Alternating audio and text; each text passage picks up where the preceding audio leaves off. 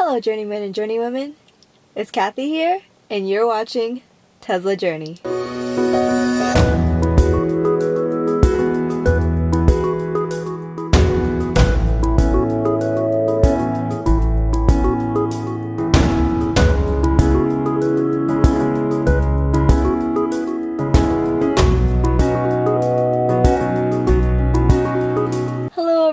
I know it's been so long since I've done an actual video, and today I'm doing an actual video upload, so I'm really excited because I know I've been doing like live streams lately a lot, even though I said like I'd be doing a video and I never did. I'm sorry. I didn't mean for that to happen.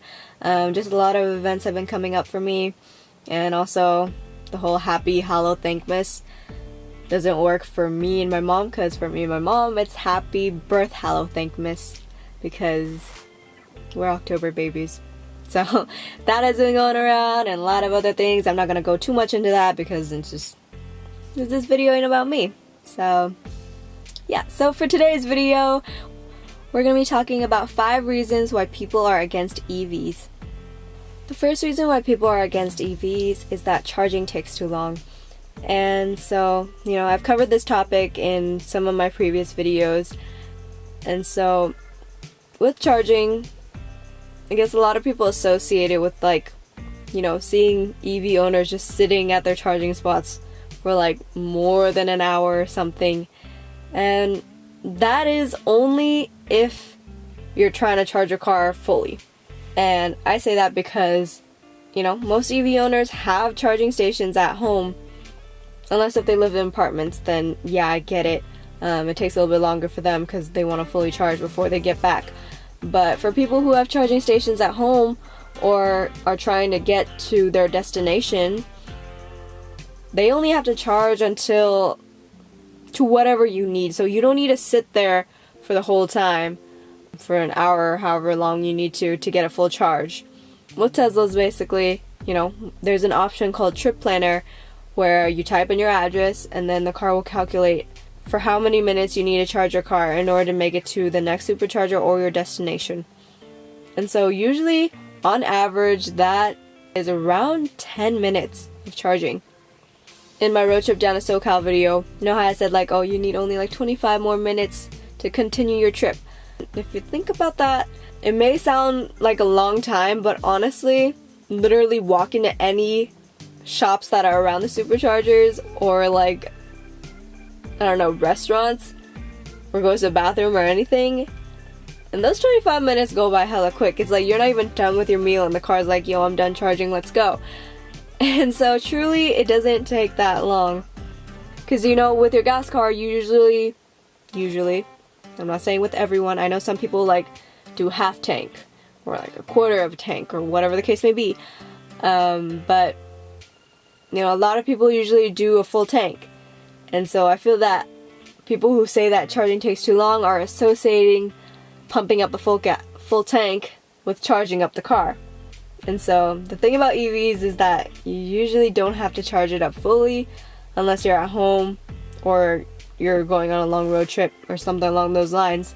But you know, with the convenience of supercharging and fast charging stations, because Tesla superchargers aren't the only fast charging stations. I just call them CHAdeMO chargers. But you know, they're the ultra fast chargers for all EVs. Tesla has an adapter for those guys too, in case we can't find a supercharger, but we want to use that for our car. It charges faster than a level 2 public charging station, and so those are available to all EVs. So it's not only for Teslas that's like super fast charging. For other EVs, you cool too. You just need to charge to however much. It's a little bit harder with other EVs because they don't really calculate like how long you need to charge before you can keep going. So you kind of have to do some little head math and estimate some stuff. But yeah, so you know, it doesn't take that long to charge is basically what I want to say. The second reason why people are against EVs is the fact that it is new technology. And I say new with quotation marks because the electric motor has basically been around for like literally forever. ever since Nikola Tesla invented the AC induction motor. I mean, it's been around. So, I mean, it just hasn't been utilized in so long that people think, well, a lot of people think that it's new technology. So they don't exactly want to trust it, because of course we all hate change. But like Elon Musk has said, some people don't like change, but you need to embrace change if the alternative is disaster. And that's kind of true, because you guys have probably noticed weather conditions aren't exactly on par as of late. And, you know, especially for me, since I live in the Bay Area, we've been getting, like, the past few days, there's been a lot of smoke from the fires that have been happening in California, have been blowing into, like, just not into, but all over the Bay Area, and it's been, like, announced that apparently the air is not safe for us to breathe. And honestly, I can say that, you know, I haven't been feeling too good, because, I mean, they say, you know, stay indoors as much as possible, but then again, it's not always easy to stay indoors all the time. And by the way, just a little sad note, bioweapon defense mode is your best friend. At times when there's smoke everywhere and you're just like, you cool in your car. The AC induction motor that Nikola Tesla invented is not the exact same thing as the one that's in Teslas, but it is a direct descendant of it. So it's been modified a little bit by Elon and his team, but it's still basically the same idea. And even though it's new technology, it isn't really, and it is totally fine for you to trust it, especially, like I said before, if the alternative is disaster, because I'm pretty sure that you guys won't want to be living in a world where we can't even breathe safely outside.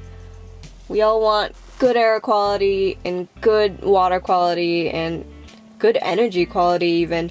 So, you know, it's definitely worth considering trying this new technology. The third reason why people are against EVs is range anxiety. And I'm like speaking like the most honest truth there is right now, because I swear, like, I freaked out so many times over this car. Like going anywhere, honestly. It's not even like a long road trip. Sometimes we're just going around, and sometimes I forget to charge at night. But that's just, but it's not exactly like a matter of forgetting. It's just, I'm just like, oh, you know, it's gonna last me like the next day, and then the next day, you know, something pops up, and it's like, oh, we need to go somewhere, and so we end up going somewhere, and I'm just like, oh my god, we don't have enough range, oh my god. And my dad has a better, he tends to be more chill, so it's like we'll be heading down to like somewhere like, I don't know, 80 miles out, and we'll have like 90 miles of range, and I'll still be freaking out.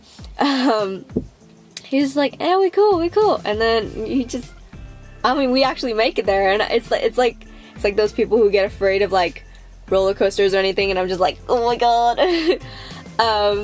Like the whole time we're going to our destination, but we make it there, and there's still, especially if there's like a lot of like hills, if we're going to somewhere and there's like a lot of hills in between, then we'll get some regen on that, and we'll probably get like 20 miles back, and so we still have like plenty left over. Although in my mind, I tend to get a bit nervous, but I mean, we've done so many of those trips already, and each time it surprises me. Although I know it shouldn't surprise me that much more anymore, because it's done it so many times. So nowadays I'm kind of a little more relaxed, you know, when it comes to like going on mid-long trips. I'm just gonna call them mid-long trips, because, you know, there's always range left. The fourth reason why people are against EVs is the fact that battery costs are currently pretty high. And so, like, I've heard stories from, like, I know Priuses aren't EVs, but I've heard people say that when it comes time to replace the Prius battery, apparently it costs around $5,000, according to some owners. Not sure if that exactly applies to every single Prius owner, but some of them have been saying it's $5,000.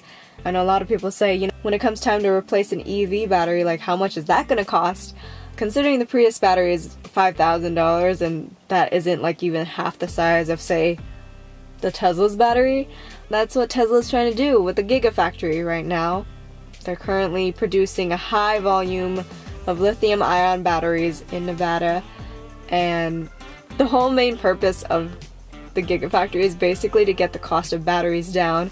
I mean, Elon has said already, I don't know if you guys have seen Leonardo DiCaprio's documentary, Before the Flood, but in there, Elon Musk talked about how basically we need only 100 gigafactories in order to supply the whole world with affordable lithium-ion batteries. Like, basically only 100. And it definitely sounds doable. If a lot of companies could pitch in, then we could get the cost down even faster. But currently Tesla's like the only one with a gigafactory, and they're planning to build another one. But for the time being, they only have the one gigafactory in Nevada. And that's already doing like some good, because every day it's producing more and more batteries at a super fast speed, because basically everything Tesla is produced at a fast speed. I mean, sooner or later in the next few years, like, I have no doubt that the battery cost will come down and will be affordable for most people. And so EV batteries are basically guaranteed to last you a lifetime. Like, honestly, that's just not me saying what I want to say because I feel like saying it. It actually is true. They've done a lot of testing on EV batteries, especially Tesla batteries. One of the tests that they've done is that they've simulated 500,000 miles on a Tesla battery, and they found that it still operates at over 80% of its capacity. That is already a lot because it's halfway to 1,000,000 miles, and yet it's still operating at more than 80% of its battery capacity, which is pretty awesome. But other people, like real life owners, they've noticed that after like 50,000 or 100,000 miles, the degradation of the battery starts to slow down, which means that you won't lose much more range if you continue driving. And so, a lot of people are like, well, what if the battery breaks down and all that? How much would the cost be? You're gonna have to, it's probably gonna cost like half the price of the car to replace the battery. That's a lot of things that I've heard, at least. I don't know what other people have heard, but for me, that's what I've heard. And first of all, I want to say that Tesla offers, at least on their new custom orders, an 8-year unlimited mile warranty on the battery and the drivetrain. So you have a peace of mind, for 8 years. And then if you want to purchase additional warranty, that's available to you also. And after that, considering the fact that they've done so much research into EV batteries and how long they will last, you shouldn't really be worrying too much about that, because it's been proven multiple times that it doesn't degrade quickly or to the point where it's not going to be useful at all and you have to replace it and you have to pay like, I don't know, $50,000 for the battery, which is not the case. So I've done some research on battery costs and how much the costs have gone down over time, and they haven't talked too much about the cost of batteries since no one has actually had like a major problem with the battery as of yet. Okay, so back in February, Tesla claimed that their Gigafactory in Nevada brought it down 35%, and now basically it's gonna be $125 per kilowatt hour. So if you do the math, for this car at least, for my car, which is a 90D, 120 times 90 is only 11,250. So for my car, and that was back in February, according to Tesla at least, and since then they have been producing so many more batteries. The cost went down 35% since they built the Gigafactory, and so as time goes on, the battery costs go down even more, and by the time you'll actually need a battery, the battery costs are probably going to be less than $10,000. And last but not least, the fifth reason why people are against EVs is the lack of charger availability. So currently there are chargers around, but they're not as available as gas stations. Sadly, I hate saying that, but they're not as available as them, because gas stations, literally you can drive 1 mile and you can find one every other mile. But with EV charging stations, you just don't see them too often. Like, for example, Tesla superchargers. Well, they're currently expanding right now, of course, to many locations, hopefully doubling all the superchargers since the beginning of 2016. By the end of this year, But back then so their main goal was to space them out at least approximately 150 miles apart each. But currently, since they're working on that, and also, you know, it's not only Tesla superchargers that are being built everywhere. There's also other charging stations that are being built, like charge point stations or blink chargers. Especially now, it is so much more easier to travel because there are more chargers available. Even though you may think there's only a little bit, there are actually enough. One day, charging stations will definitely surpass gas stations. I feel that when people say that, you know, oh, there's not enough chargers, I feel that they're going off the whole mindset of the early adopters of EVs. Because back then, you know, like Tesla superchargers, when they first started out, it was only, in California, like 5 or 7 of them, I believe. That's what they started off with. It just ran through California, and that was it. Like, there were no other superchargers anywhere, and early adopters had to survive. They had to rely on home charging and superchargers for those in California, and others, they would have to probably rely on other third-party J1772 chargers. But they still made it through, and now we have more. There's probably 50 times as many chargers now than they were when they first started. I'm just talking about superchargers, but if you wanted to include all the other chargers that are available too, probably 100 times more. So you don't have to worry too much about charger availability because it's coming in the near future. Thank you guys so much for watching this video. I hope you guys enjoyed it, and if you did, please make sure to give this video a like, comment down below your thoughts. Also, if you're new to this channel, make sure you subscribe to my channel because more videos will be coming soon. If you're in the market for a Model S or a Model X, make sure you use this referral code right here to save $1,000 and get free supercharging for life. Thanks again for watching. Engage yourself in the future.